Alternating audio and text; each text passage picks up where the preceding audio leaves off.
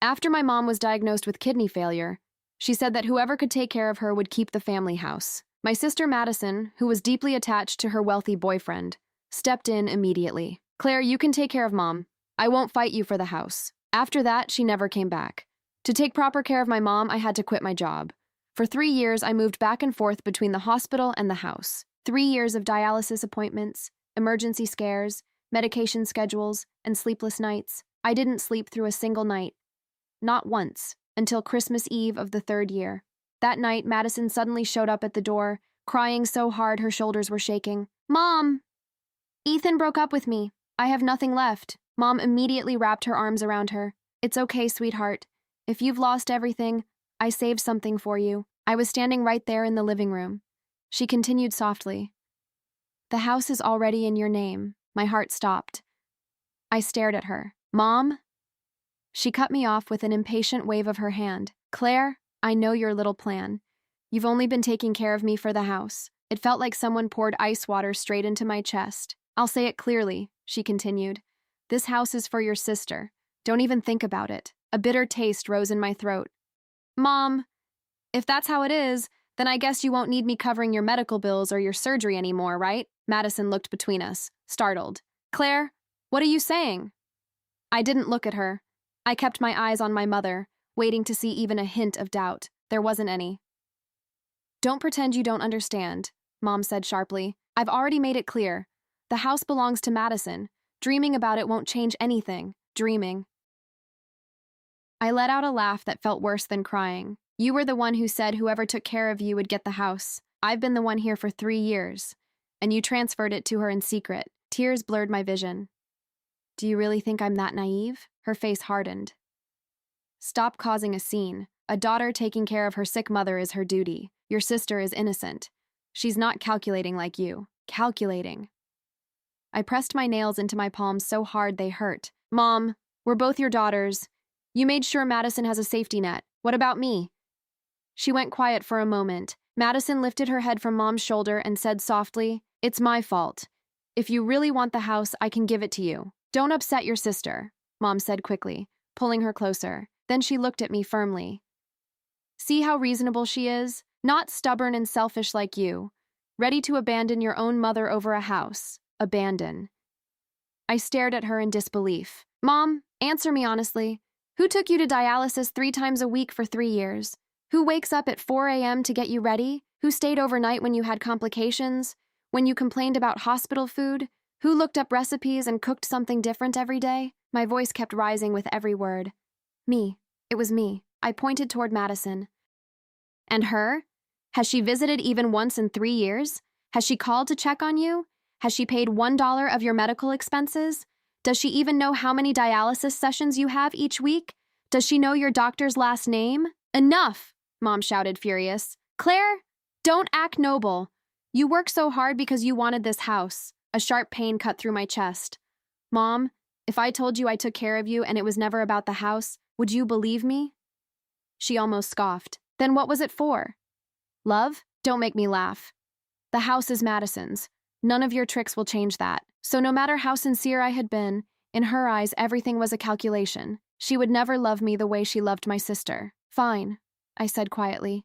If you think I only want the house, then I don't want it. If you think my care had conditions, then I won't do it anymore. I wiped my tears and walked toward my room. Where are you going? Mom shouted behind me. To pack. Who are you trying to scare? Once you walk out that door, where will you go? You quit your job. You're disconnected from the world. Who would even hire you? Inside my room, I finally let myself cry. From outside, I heard Mom's voice soften, a tone she never used with me. Madison, are you hungry? Let me make you some pasta. Then we'll have Claire cook Christmas dinner. Your room is still here. I'll have her clean it so you can stay. Madison sounded hesitant. Mom, Claire seems really upset. What if she actually leaves? Let her, Mom replied coldly. She's just trying to pressure me. Let's see how long she keeps this up. Standing there, listening, something inside me broke completely. For 3 years, I thought if I gave enough, if I did enough, maybe one day she would treat me the same. Now I knew. Some mothers don't choose based on effort. They choose based on preference. And I was never the chosen one. I grabbed my suitcase. This time, I wasn't bluffing. I didn't have much to pack. That was the humiliating part. My room had always been half the size of Madison's. Even after she stopped coming home, Mom kept her bedroom untouched, like a shrine. Meanwhile, my space slowly filled with Madison's old boxes, old clothes, old memories. In the last 3 years, almost everything I had earned went to Mom's treatment. I hadn't bought new clothes, I hadn't traveled, I hadn't even replaced my broken winter boots. When I finished packing, my suitcase wasn't even half full. I dragged it into the living room. Mom didn't look up at first. "What took you so long?" she said. "Hurry up and start dinner. Your sister's home. You should welcome her." Madison's face turned pale when she saw the suitcase. "Mom, she's serious. She's really leaving." Mom finally looked up. When she saw the bag, her face twisted with anger. "Claire, making a scene on Christmas Eve? You have to ruin everything? Do you think this performance will force me to give you the house?" I felt strangely calm. "Give it to whoever you want. Since it's Madison's now, she can take care of you from now on." Mom stood up so fast her chair scraped loudly against the floor. "You ungrateful girl. Without the house, you walk away from your own mother? Get out. Leave right now. From today on, I don't have a daughter like you." I nodded. "Okay." I dragged the suitcase toward the door. Behind me, I heard Madison whisper nervously, "Mom, what if she doesn't come back? I don't know how to take care of you." Mom answered without hesitation. "Where would she go? For 3 years, all she's done is take care of me. She quit her job. She's disconnected from society. Who would hire her? She'll be back in a few days." I paused for half a second at the door. Not because I was doubting, but because hearing her confidence hurt more than her insults. She was so sure I had nowhere to go. Outside, the Christmas air was freezing. The wind cut straight through my coat, but my chest felt colder than the weather. I stayed at a friend's place for a few days. Her name was Hannah. She didn't ask too many questions. She just gave me a blanket and let me cry in her guest room. After the holidays, I rented a small one-bedroom apartment on the east side of Columbus. It was clean, bright, and more expensive than I should have chosen. But for once, I didn't care about saving money for hospital bills. For once, I spent something on myself. After New Year's, I started looking for work. 3 years is a long gap. Most of my applications disappeared into silence. I refreshed my email obsessively. Nothing. But I didn't give up. Finally, a mid-sized content company invited me for an interview. During the interview, the manager looked at my resume and frowned slightly. "You've been out of the workforce for 3 years. What were you doing?" I swallowed. "I was taking care of my mother. She was very sick." He held my gaze for a moment longer than expected. Then he nodded. "That takes discipline and responsibility." A week later, I got the email. I was hired. I worked during the day and picked up freelance writing projects at night. I was exhausted, but it was different. This exhaustion didn't come with resentment. It came with choice. For the first time in years, I felt something close to peace. Then, one afternoon, my phone rang. It was the hospital. "Ms. Claire Bennett, your mother's medical expenses for this month are still unpaid. Also, regarding the kidney donor we mentioned earlier, we found a match." My fingers tightened around the phone. "If she proceeds with the surgery, the fee of $800,000 will need to be paid soon." I closed my eyes. "Dr. Collins," I said calmly. "From now on, please contact my mother directly, or my sister, Madison Bennett, regarding any medical decisions or payments." There was a pause. "Are you saying you're no longer responsible?" "I'm saying," I replied steadily, "that her affairs are no longer my responsibility." I hung up. My hands were shaking, not because I doubted my decision, but because I knew what would come next. 10 minutes later, Madison called. I stared at the screen before answering. "Claire," she said, already crying, "please come back. Mom's condition is worse. She's in pain. Take her to the hospital. I don't know how to manage it like you do. You have experience. Please, just come." In the background, I heard faint groaning. It hurt. Of course it hurt. She was my mother, but what was my pain worth to her? "Madison," I said quietly, "Mom said the house is yours. She said you're her security. Now it's your turn." "How can you be like this?" Madison's voice turned sharp. "The house is my safety net. I don't have anything else now." I let out a breath. For 3 years, I stood next to her hospital bed. While you were dating and traveling, I was counting medical bills. Now that your boyfriend left you, you remember you have a mother? You remember the house? Silence. Then Mom's voice suddenly came through the phone. "Claire, have you really become this heartless? You dare cut off my medical payments? You want to leave your own mother without treatment?" Her voice didn't sound weak. Not at all. Something clicked in my mind. You're not as sick as she said, I murmured. What did you say? She snapped. I didn't cut anything. I just told the hospital I'm not responsible anymore. You transferred the house to Madison, so whatever happens now, that's between you two. I hung up. Then I blocked the number. I knew my mother's personality. She wouldn't let this go easily. But for the first time in 3 years, I wasn't afraid of her anymore. The silence that followed wasn't peaceful, but it was mine. The next morning, I woke up before my alarm. For 3 years, my body had been trained to wake up at 4 a.m., dialysis days, hospital corridors, coffee in paper cups, the sound of machines. Now it was quiet.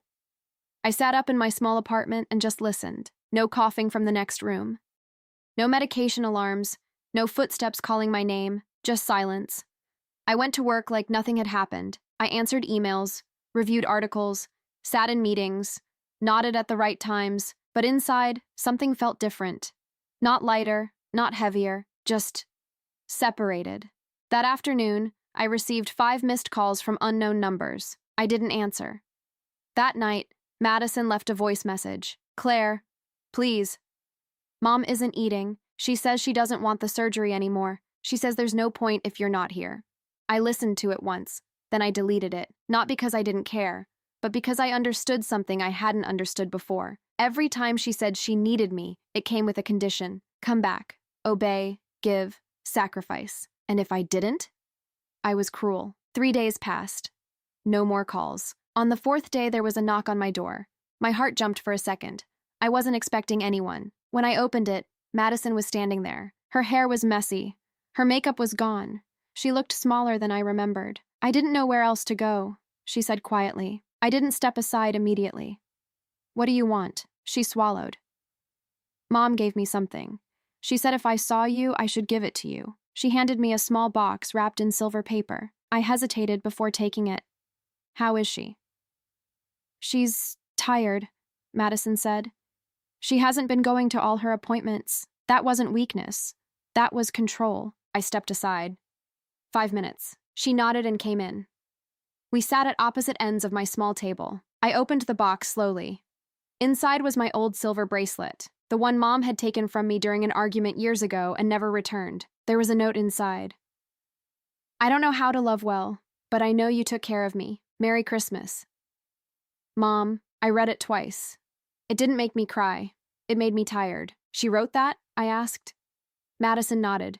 She didn't want to admit it out loud. Of course she didn't. Admitting it out loud would mean she was wrong. And my mother never admitted she was wrong. Are you going back? Madison asked carefully. No. Not even to visit? I shook my head slowly. Not right now. Madison stared at the bracelet in my hand. I didn't know how much you were doing, she said. I thought you exaggerated. I thought you wanted the house. I let out a quiet breath. That's what she told you. Madison didn't deny it. I'm overwhelmed, she admitted. I don't know the medication schedule. I don't know what to do when she can't breathe. I don't know how you did it. I didn't know either, I said. I learned because I had to. She looked at me like she wanted me to say I would come back. I didn't. After a few minutes, she stood up. I'm sorry, she whispered, for not being there. I didn't say, it's okay, because it wasn't. She left. I closed the door. The apartment felt quiet again. I put the bracelet on my wrist. It felt familiar, but it didn't pull me backward. Later that week, I received an official notification in the mail. The house transfer to Madison had been finalized over a year ago. Over a year. That meant Mom had signed it long before Christmas. Long before the argument. Long before pretending she was being fair. She had already chosen. She just didn't want me to know. I sat on my couch staring at that paper for a long time. Then I folded it and put it away. Because now it didn't matter. That house had never really been mine. Not the walls, not the love inside it. A week later, Madison called again. I almost ignored it, but something in me answered. Mom wants to have dinner, she said. She wants to talk about the house. She says she wants to fix things. I almost laughed. Fix what? She says she wants to split it now. Half and half. Of course. Now that responsibility came with it. She says she wants peace. Peace. After 3 years of silence. After accusations. After telling me I was selfish. She wants a family dinner, Madison added. I stayed quiet for a long moment. Not because I was tempted, but because I was measuring something inside myself. Fine, I said finally. One dinner. That night, I drove back to the house for the first time since Christmas. The outside looked the same, but walking in felt different. Smaller. Mom was sitting in her chair. She looked thinner, but her eyes were sharp. "Claire," she said. "Mom." We sat at the table. Dinner was quiet at first. Then she cleared her throat. "I've been thinking. I want you and Madison to share the house. 50-50. I looked at her calmly. "What changed?" "Madison isn't stable," she said. "You are." I almost smiled. For 3 years, I wasn't stable. I was calculating. "You're doing well now," she continued. "You have a job, so now I qualify?" Her jaw tightened. "I'm trying to fix things." "No," I said softly. "You're trying to adjust the balance." Madison looked nervous. "Claire, please." I raised my hand slightly. "I don't want half of a house given out of guilt. I don't want property as compensation." Mom's voice sharpened. "Why are you always so difficult?" There it was. Familiar. Comfortable for her. I stood up. "Keep the house," I said. "Both of you." "Claire," Mom snapped. "I already paid for it. For 3 years." I walked to the door. Behind me, Mom's voice rose. "You always ruin everything." Maybe I did. But not this time. This time, I was just leaving. Again. After that dinner, I didn't cry. That surprised me. I thought going back into that house would break something inside me again, but instead, I felt finished. The next morning, I took the bracelet off and placed it in a small box on my dresser, not because I hated it, not because I wanted to forget, but because I didn't want it to mean more than it did. At work, I focused harder than usual. My manager gave me more responsibility, a new project, a promotion discussion. For the first time in years, my effort was being noticed without suspicion attached to it. No one was asking what I wanted in return. A week passed, then another. No calls, no hospital messages, just quiet. Then one night, close to midnight, my phone started ringing again. Unknown number. I ignored it. It rang again, and again. Something in my chest tightened. I answered. "Claire?" Madison's voice sounded different this time. Not dramatic, not frantic, just tired. Mom collapsed. My heart skipped. "Is she at the hospital?" "Yes." I closed my eyes. "Is she stable?" There was a pause. "She's asking for you." Of course she was. "She says she wants to talk." I leaned against the wall. For 3 years, every emergency meant I dropped everything. Every call meant run. Every tear meant obey. But now I stood there in my quiet apartment and asked myself something I had never asked before. Do I want to go?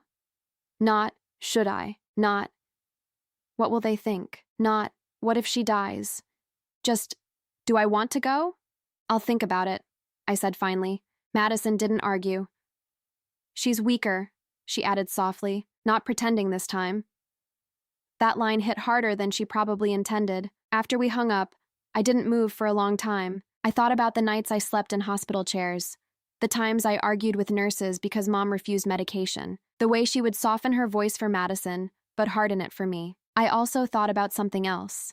If I didn't go, would I regret it? The next morning, I drove to the hospital, not because she demanded it, not because Madison begged, but because I needed closure on my own terms. When I walked into her room, she looked smaller than I remembered, thinner, tired, but still alert. Madison stepped outside to give us space. For a moment, it was just the two of us. "Claire," Mom said quietly. I didn't move closer yet. "I heard you collapsed," I said. She gave a weak half smile. "Don't sound so formal." Silence filled the room. Then she said something I never expected. "I thought you'd come back." "I know." She looked at me longer than usual. "I didn't think you had it in you to leave." That wasn't an apology, but it was something. "You underestimated me," I replied. She sighed. "I didn't think you needed me the way Madison did." There it was. Not love, not fairness, just preference. "I needed you," I said calmly. "You just didn't look." Her eyes shifted away. For the first time in my life, she didn't argue. "I don't know how to fix it," she admitted quietly. "You can't," I said. "Not with property, not with guilt." She swallowed. "I'm scared." That was the first honest thing she'd said. "I was scared too," I answered. For 3 years, we sat in silence. No dramatic hugs, no crying. Just the truth sitting between us. After a while, Madison came back in. The nurse followed. The moment was over. As I walked out of the hospital, something settled inside me. Not forgiveness, not reconciliation, just clarity. I had loved her the only way I knew how, and now I was choosing to love myself the same way. 2 days later, Madison called again. Mom signed the surgery consent, she said. She wants to move forward. That's good, I replied. She didn't put your name down as responsible. I wouldn't have signed. Madison hesitated. She asked if you'd visit again. I looked out my apartment window. I already did. That was enough. Weeks passed. The surgery was scheduled. I didn't attend. I sent no money. I sent no flowers. But I didn't block their numbers either. I wasn't running.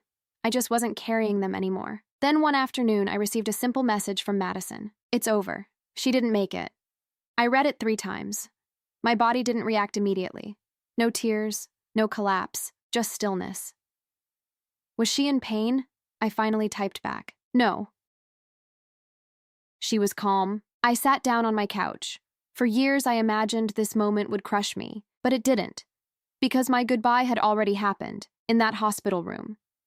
When I chose not to return out of guilt, Madison asked if I would come to the funeral. I thought about it carefully. Not out of anger, not out of pride. I won't, I replied. She didn't argue. A week later, I received official paperwork. The house was still entirely in Madison's name. There was also a small envelope addressed to me. Inside was a short handwritten note. I knew you were stronger than I ever was. I just didn't know how to say it. No signature. But I recognized the handwriting. I folded it slowly. Too late doesn't mean meaningless, but it doesn't rewrite the past either. I placed the note inside a drawer, closed it, and for the first time in my life, I felt something simple and unfamiliar. I wasn't waiting anymore. After the funeral, which I didn't attend, life didn't collapse the way I once imagined it would. It didn't pause either. It just continued. I went to work the next Monday. I answered emails. I reviewed drafts. I corrected headlines that weren't strong enough. I drank coffee that had nothing to do with hospital waiting rooms. But something had shifted inside me. For 3 years, my identity had been the responsible one, the reliable one, the one who stays. Now I wasn't sure who I was without that role. A few days after Mom passed, Madison came to see me again. This time, she didn't cry.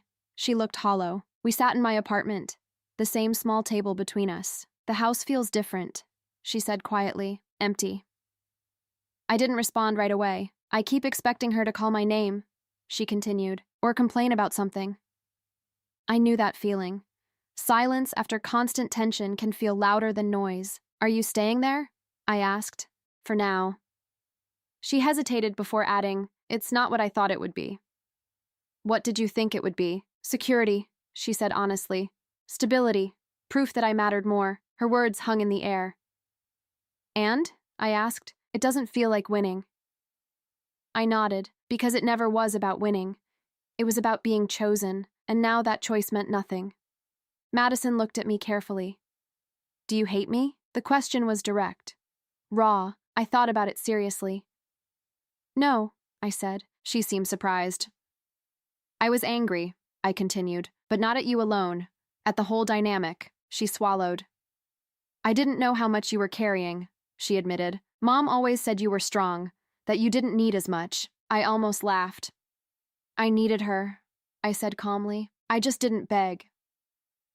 We sat in silence. For the first time, there wasn't competition between us, just 2 daughters shaped differently by the same mother. She left something else, Madison said finally. She slid a folder across the table. Inside was a small life insurance policy. Not huge, not enough to change anyone's life, but enough to notice.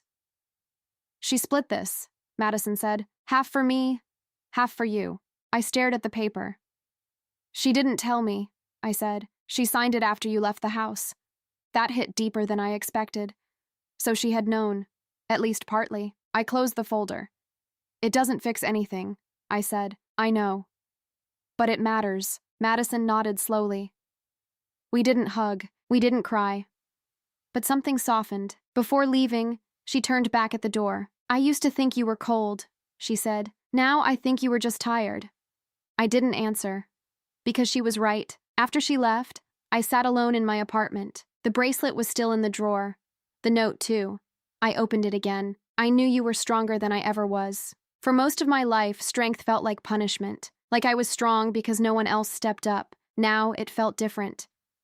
Now it felt chosen. Weeks turned into months. I moved into a slightly bigger apartment across town, painted one wall soft blue, bought furniture that matched instead of secondhand leftovers. I started cooking again, not out of obligation, but curiosity. One evening, while stirring pasta, I realized something simple. No one was going to criticize it. No one was going to compare it to someone else's. It was just food. Mine. At work, I was promoted to project lead. My manager told me, "You're calm under pressure." If only he knew how much pressure it had taken to get there. One afternoon, Madison called. "I'm selling the house," she said. That surprised me. "I can't stay there," she explained. "It doesn't feel like home." "Are you sure?" I asked. "Yes." She hesitated. "I'm going to pay off Mom's remaining hospital bills first." I was quiet. "You don't have to," I said. "I want to," she replied. "You carried that alone long enough." That was the closest thing to accountability I'd ever heard from her. Months later, the house was gone. Just like that, the place that had defined so much pain and effort and expectation was sold to strangers, and the world didn't end. One Sunday morning, I found myself walking through a small neighborhood open house, not because I needed to move, but because I wanted to see what choosing felt like. The place was modest. Sunlight through big windows, white walls, quiet street, no history attached. No favoritism built into the foundation. Just space. I stood in the empty living room and imagined something new. Not a house I earned by sacrificing myself, but one I'd choose without debt. For the first time in my life, the idea of home didn't feel like a competition. It felt like possibility. I walked out without making an offer. Not yet, but I knew something for sure. The house I once thought I lost was never really mine, and the one I'll have someday will be built on something completely different. Not obligation, not guilt. Not proving my worth, just peace. A year passed faster than I expected. Grief didn't come in dramatic waves. It came in quiet moments. When I heard someone call Mom in a grocery store. When I passed the hospital exit on the freeway. When I smelled antiseptic. But the pain wasn't sharp anymore. It was dull. Manageable. Honest. Madison and I didn't become best friends. We didn't suddenly transform into a perfect sister story. But we talked. Sometimes about bills, sometimes about work, sometimes about nothing important. One evening, she invited me to dinner at her apartment. Not the old house. That was long gone. Her place was smaller than I expected. Simple. Barely decorated. "I didn't keep much from the house," she admitted while setting the table. "I thought I would, but most of it felt heavy." I understood. Some walls hold more than furniture. Over dinner, she said something that stayed with me. "I used to think Mom loved me more." I didn't respond immediately. "She depended on you," Madison continued. "But she protected me." I looked at her. "She protected you from responsibility," I said gently. She nodded. "And she tested you constantly." We sat with that truth. "She wasn't fair," Madison said quietly. "No," I agreed. "She wasn't." It felt strange saying it out loud, not in anger, just as fact. Before I left, Madison stopped me at the door. "I don't know how to fix the past," she said, "but I don't want to repeat it." That mattered, more than the house ever did. Months later, I signed a lease for a townhouse across the river. It wasn't huge, it wasn't perfect, but it was mine. The day I moved in, I stood in the empty living room with a mix of fear and pride. No one had promised it to me. No one had dangled it like a reward. I earned it without sacrificing myself. That difference meant everything. I invited a few friends over for a small housewarming dinner. Hannah brought wine. My coworker Daniel brought dessert. Madison came too. When she walked in, she looked around slowly. "It feels peaceful," she said. "It is," I replied. During dinner, someone asked casually, "So what made you decide to move here?" I thought about it for a second. "I stopped waiting," I said. "For what?" Daniel asked. "For someone to choose me." The table went quiet for a moment. But it wasn't uncomfortable. It was understanding. Later that night, after everyone left, I sat alone on the floor with my back against the couch. The townhouse was quiet. No tension in the walls, no competition in the air, just space. I opened a small box I had carried from apartment to apartment. Inside were 3 things: the silver bracelet, my mother's short handwritten note, and a copy of the house transfer document. For years, those papers represented betrayal. Now they just represented history. I didn't burn them. I didn't tear them. I placed them back inside and closed the box, not because I wanted to hold on to the pain, but because I didn't need to fight it anymore. I had already walked away. A few weeks later, Madison called. "I'm thinking about going back to school," she said. "For what?" "Nursing." That caught me off guard. "Why?" She hesitated. "Because I realized I don't want to be the person who panics when someone gets sick." I felt something soften in my chest. "That's a good reason," I said. She laughed quietly. "I guess we both learned something." "Yes, we did. Not about houses, not about inheritance, but about what happens when love is conditional, and what happens when you stop accepting it that way." That night, I walked through my new place, turning off lights one by one. Before going to bed, I paused at the front door. For years, walking out of a door meant exile. Now it meant choice. I locked it gently. Not to keep anyone out, but to protect what I finally built for myself: peace. Living alone taught me something I didn't expect. Silence can be kind. For years, silence in that old house meant tension. It meant someone was disappointed. Someone was judging. Someone was comparing. In my townhouse, silence just meant rest. Madison started nursing classes that fall. She called me one evening, sounding overwhelmed. "I didn't realize how much goes into patient care," she said. "It's not just medication. It's emotional. It's constant." I almost smiled. "I know." There was a pause on the line. "I keep thinking about you," she admitted. "About those 3 years." I didn't respond right away. "I don't think I could have done what you did," she continued. "You could have," I said calmly. "You just weren't asked to." That was the truth. Mom never expected Madison to sacrifice. She expected me to endure. A few weeks later, Madison invited me to visit her clinical training site. I stood in the hallway of a small care facility and watched her speak gently to an elderly patient. She was careful, attentive, focused, not panicked, not selfish, different. Afterward, she walked me to my car. "I think I understand something now," she said. "Mom didn't love me more." I looked at her. She loved me in the way that made her feel needed. She loved you in the way that made you feel tested. That was painfully accurate. "She depended on you," Madison said, "but she leaned on me emotionally." "And she confused that with fairness," I added. "We didn't blame her anymore. We just understood her better, and somehow, that made it easier to move forward." That winter, I hosted Thanksgiving for the first time. Not because I had to. Not because anyone demanded it, because I wanted to.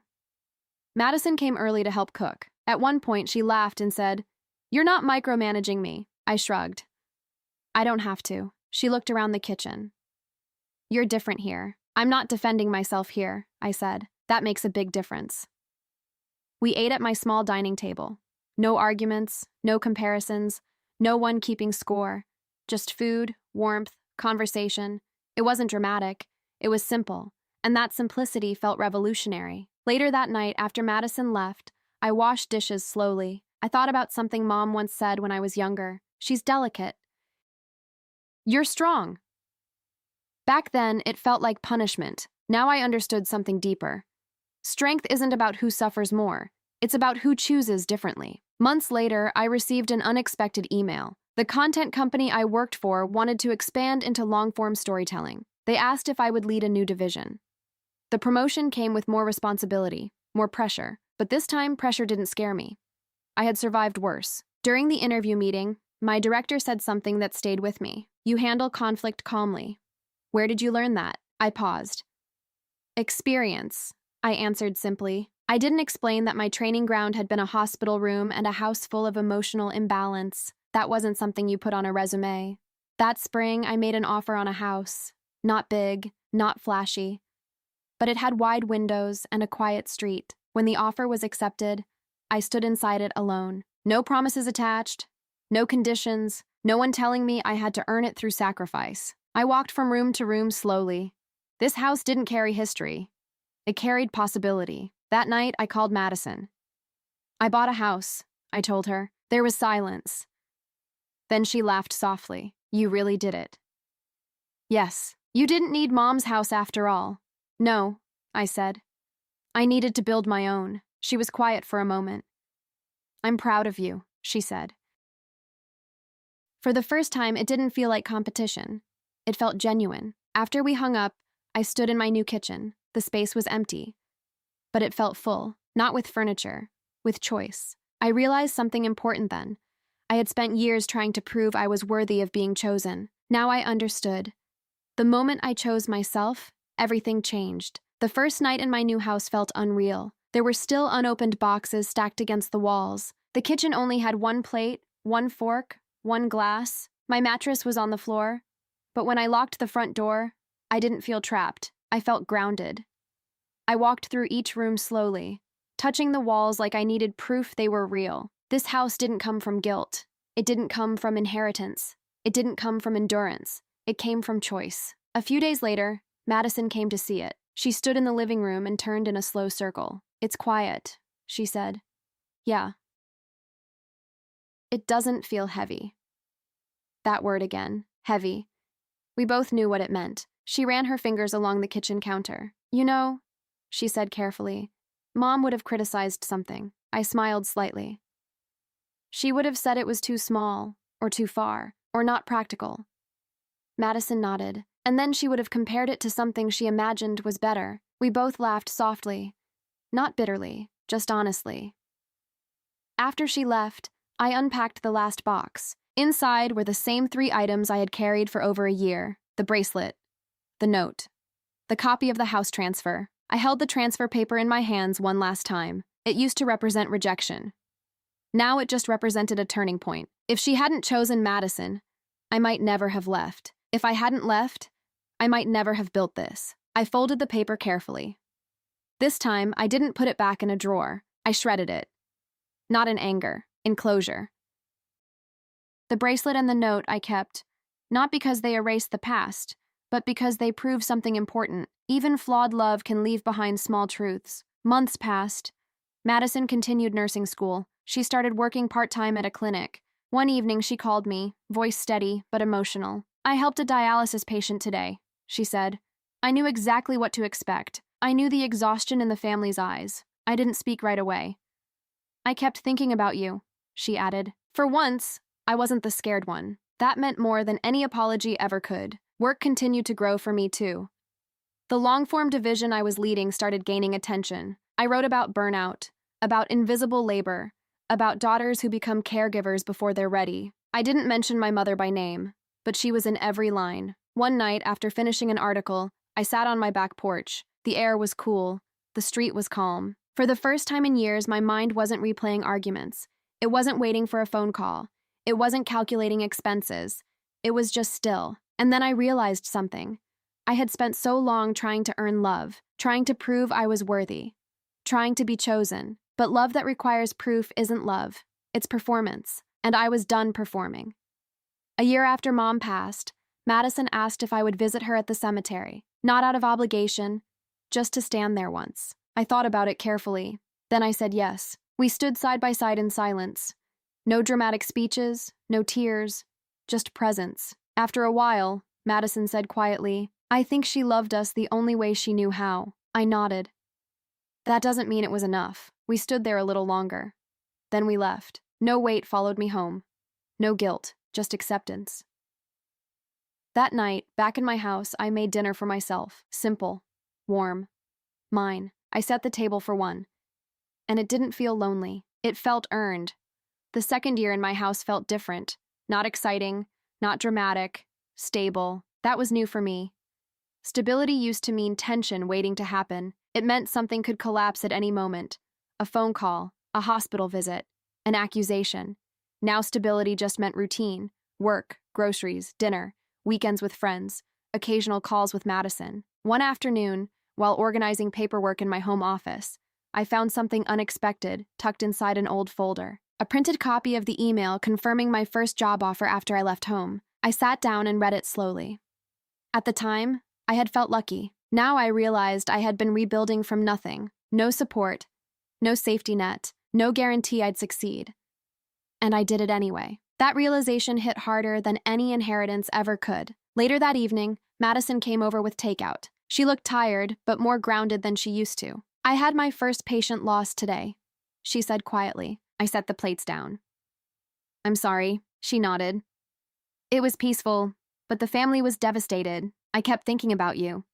About how you did this for years." I leaned back in my chair.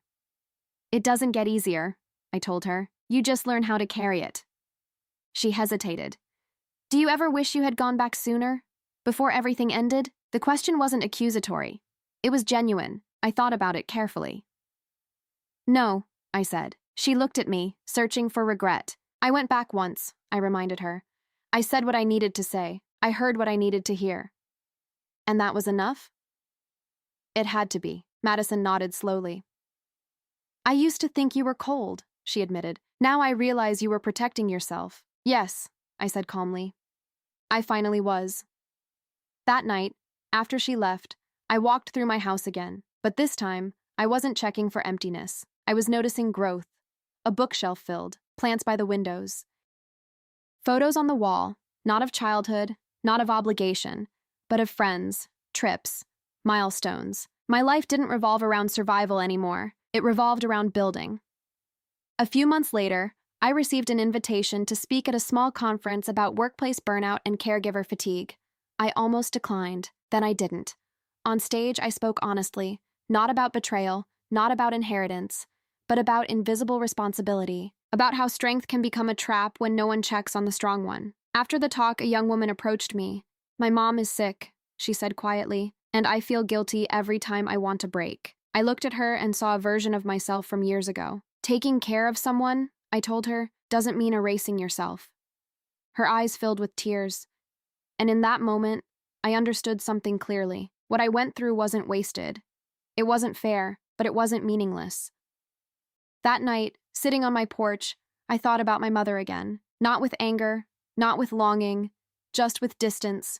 She had loved imperfectly, she had chosen unfairly, but she had also shaped me in ways she probably never intended. She taught me what conditional love feels like. And because of that, I now recognize unconditional peace. There's a difference. And I won't confuse them again. 3 years after I walked out of that house with a half-empty suitcase, I stood in my kitchen on a quiet Sunday morning and realized something simple. No one was waiting for me to fail. No one was measuring my worth against someone else's. No one was deciding whether I deserved comfort. I poured myself coffee and opened the windows. The air moved freely through the house. So did I. Madison had finished her nursing program by then. She worked long shifts, sometimes exhausted, sometimes proud. Our conversations were steady now, not dramatic, not heavy. One evening, she said something that stayed with me. I used to think Mom choosing me meant I was special. I listened. Now, I think she chose me because I was easier to protect, she continued. You were harder. You questioned things. I leaned back on my couch. She didn't choose you because you were better, I said. She chose you because you didn't threaten her version of control. Madison didn't argue. I wish she had seen you the way I see you now, she said. I didn't respond immediately. I don't need her to anymore, I finally answered, and that was the truth. For years, I thought closure would come from her apology, or from fairness, or from her admitting she loved me equally. But closure came from something else. It came from no longer needing proof. One afternoon, while reorganizing my office, I found the small box again. Inside were only 2 things now: the bracelet, the note. The house transfer document was gone. I had shredded it months ago. I read the note one last time. I knew you were stronger than I ever was. For a long time, strength felt like punishment, like I had to be the strong one because no one else would step up. Now it felt like ownership. I chose strength differently. I didn't use it to endure unfairness.